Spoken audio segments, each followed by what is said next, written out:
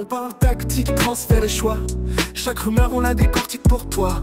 Analyse fine, mercato sous les feux. Le Barça en détail, des coulisses aux enjeux. Le journal du Barça. Salut les amis et bienvenue sur le journal du Barça, c'est Thomas et quel plaisir de vous retrouver aujourd'hui parce qu'on va parler de quelque chose qui nous a tous mis le sourire aux lèvres, la fin de notre pré-saison et surtout cette démonstration de force lors du trophée Johan Gamper. Une victoire 5-0 nette et sans bavure contre l'équipe de notre légende Cesc Fabregas Como. Franchement, après une pré-saison comme ça, avec les doutes qu'on pouvait avoir cet été, on a le droit de rêver, non ? On décortique tout ça ensemble, en profondeur, c'est parti. Alors, avant même de parler du match, il faut parler de l'ambiance. Ce Gamper, c'était la 60e édition, et même si ce n'était pas notre Camp Nou adoré, l'estadi Johan Cruyff était plein. Ça respirait le football, ça sentait la rentrée des classes. C'était une vraie fête de famille, la première communion entre l'équipe version 2025-2026 et nous, les supporters. Et on en avait besoin. La présentation des joueurs, c'est toujours un moment spécial, un peu solennel. On a eu quelques détails croustillants. D'abord, le petit Pau Cubarsí qui récupère le numéro 5. Le 5, les gars, ce n'est pas juste un numéro, c'est l'héritage de notre éternel capitaine Tarzan Puyol, celui de l'architecte Sergio Busquets. C'est le numéro des patrons de la défense et du milieu. Le club lui envoie un message ultra fort. On compte sur toi pour être un leader. C'est une pression monstre, mais ce gamin a une maturité dans le regard. Il a l'air d'avoir les épaules pour porter ce poids. On a vu Oriol Romeo avec le 18, même s'il n'a pas joué. Et puis l'accueil pour notre mur, notre saint, Marc-André Ter Stegen. Waouh, quelle ovation! C'est notre vice-capitaine, un des piliers du vestiaire. Et j'ai adoré, mais vraiment adoré son geste quand il a applaudi le nouveau gardien, Jean Garcia. C'est ça l'esprit d'équipe, pas de rivalité mal placée. Ter Stegen qui montre direct au nouveau « Bienvenue dans la famille, on est ensemble, bosse et tu auras ta chance ». C'est d'une classe absolue. Et puis les discours, des moments toujours très attendus. D'abord le coach, Hansi Flick. Pour la première fois, il s'adresse à nous en espagnol. Et ça, les amis, c'est un geste qui compte énormément. Il aurait pu se contenter de l'anglais, tout le monde aurait compris. Mais non, il fait l'effort. Ça veut dire « je suis là pour m'intégrer, pour comprendre votre culture, je ne suis pas juste de passage ». Et son message était clair, direct, sans fioriture. On va travailler dur, pas d'excuses, on est le Barça, on est là pour gagner. La fameuse mentalité allemande. Fini les « on a bien joué mais on a manqué de chance ». Non, c'est le travail, la discipline et la victoire.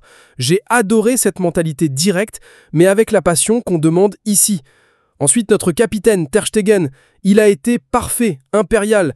Il a parlé d'avenir, il a accueilli des nouveaux, il a remercié ceux qui sont partis. Il a dit une phrase clé et je veux qu'on s'arrête dessus. Cette équipe est plus forte.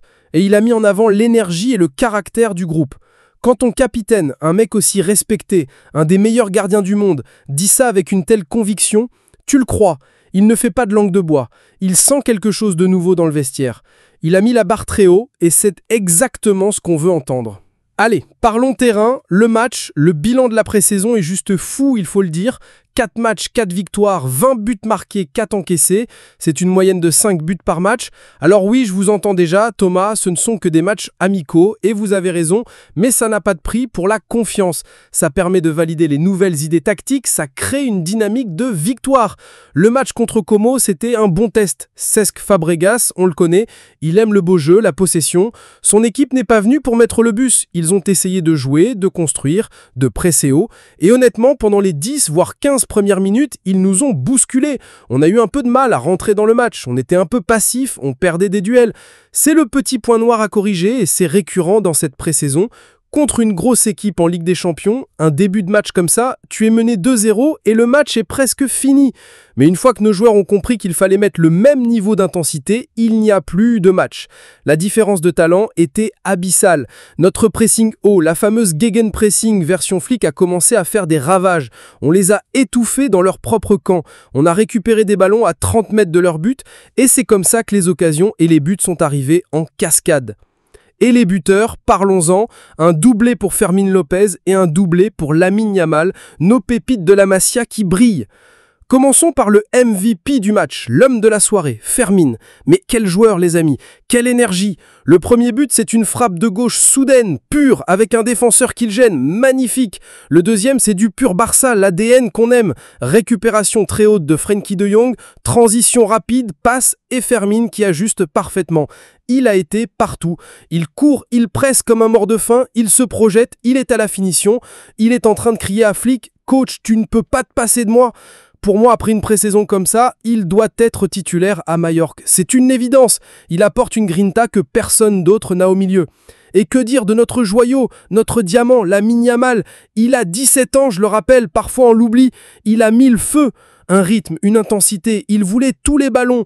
Son but en début de seconde mi-temps, c'est de l'art pur. Il part de son côté, il rentre, il accélère, il dribble 2 joueurs comme s'ils étaient des plots et il enroule sa frappe. C'est du Messi dans le texte. Oui, parfois il a un peu trop gardé le ballon, il a raté 1 ou 2 passes, mais c'est normal à son âge, c'est un gamin. L'important c'est qu'il tente, il provoque, il ne se cache jamais, il déstabilise n'importe quelle défense. Il est en train de devenir une superstar sous nos yeux et on a la chance de le voir chaque week-end. Rafinha a aussi marqué, toujours aussi combatif, un vrai guerrier. Et je veux dire un mot sur nos attaquants de pointe. C'est un débat important. Marcus Rashford, titulaire, a fait une passe décisive pour Rafinha. C'est bien, mais il a raté une occasion incroyable seul face au but. On a senti un manque de concentration, de tueur des surfaces. C'est un prêt, une super opportunité, mais il va devoir montrer plus de mordant. Parce que derrière, Ferran Torres est entré et il avait faim. Le requin était là, il sentait l'odeur du sang. Il est impliqué sur le 5e but, il fait les bons appels, il est agressif. En ce moment, si Lewandowski n'est pas là, pour moi, Ferran est devant Rashford dans la hiérarchie.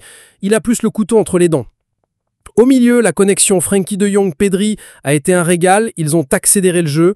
Derrière la charnière Araujo Cubarsí, c'est ce qu'on veut voir toute la saison, c'est la force et l'intelligence. Et Baldé sur le côté gauche, quel retour en forme! Il a retrouvé ses jambes de feu, ses accélérations qui font si mal. Alors, quelles leçons tirer de tout ça? La première, c'est cette intensité que Flick veut imposer. On presse haut, constamment, on veut récupérer le ballon en moins de 5 secondes. C'est une philosophie qui demande une condition physique parfaite, mais qui, quand elle est bien faite, est dévastatrice. Le risque, c'est qu'on s'expose à des contres. On l'a vu en début de match. On va peut-être encaisser plus de buts cette saison, mais on va en marquer beaucoup, beaucoup plus. C'est un pari. Le pari du football total, offensif. Et franchement, c'est ce qu'on veut voir au Barça. Le seul petit bémol, comme je disais, c'est peut-être le temps de jeu des titulaires. 70-75 minutes, c'est un peu court pour un dernier match de prépa. Normalement, on les fait jouer 90 minutes pour qu'ils aient le rythme de la compétition. Est-ce que le staff a eu peur des blessures? C'est possible, mais ça veut dire qu'ils ne seront peut-être pas à 100% physiquement pour tenir le match à Majorque. C'est un petit risque à prendre en compte. On n'oublie pas les absents, Lewandowski et Dani Olmo, ménagés pour précaution. On espère les revoir très vite, on aura besoin de tout le monde. Et la petite histoire folle, c'est Inigo Martinez. Il devait jouer le Gamper avec nous et finalement il a fait ses débuts avec Al Nassr avec Cristiano Ronaldo. Le foot va très très vite. Pour conclure les amis, cette pré-saison a été quasi parfaite. L'équipe semble soudée, forte, avec une concurrence saine et féroce à tous les postes. On a un coach avec des idées claires et une mentalité de gagnant qui ne laisse rien au hasard. On a des jeunes qui explosent et qui prennent le pouvoir et des cadres qui semblent prêts les guider. Le Barça est prêt pour la Liga, c'en est aucun doute. Ce Gamper, c'était une vraie fête, une promesse pour la saison à venir. L'espoir est de retour et ça fait un bien fou. Voilà, c'est tout pour moi aujourd'hui. J'ai hâte de lire vos commentaires. Dites-moi tout. Qui vous a le plus impressionné? Vous êtes aussi optimiste que moi. Est-ce que Fermín doit être titulaire? On en discute en dessous. N'oubliez pas de lâcher le petit pouce bleu si la vidéo vous a plu, de vous abonner pour ne rien rater, et surtout, prenez soin de vous. On se retrouve très vite pour de nouvelles aventures du Barça. Visca le Barça!